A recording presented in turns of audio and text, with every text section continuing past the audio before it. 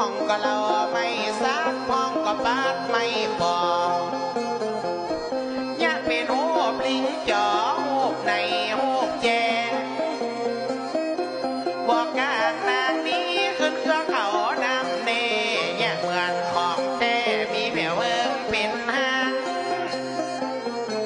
ความดานอ่านนั้นมี108ปากา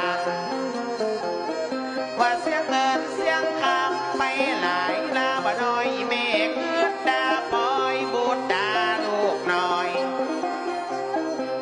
บ่มีก็หาอันบ่มาก็ซอกดาไว้บนเจาะมาเกียบไว้บนเจิดก่อนที่แม่บ่มีเงินดาปอยบ่ใจใดพีกเพชรอยู่เฮือนเหนือเกลือเก็บอยู่เฮือนใดเปิดเหยียบหัวจุไม่กำสาสานาห้องกะยิบหมอนหกห้องก็โคตรหมอนผ่าดกกะแดงดาแล้วยังพาอุ้มห้องว่าตัวบุญนอเจ้า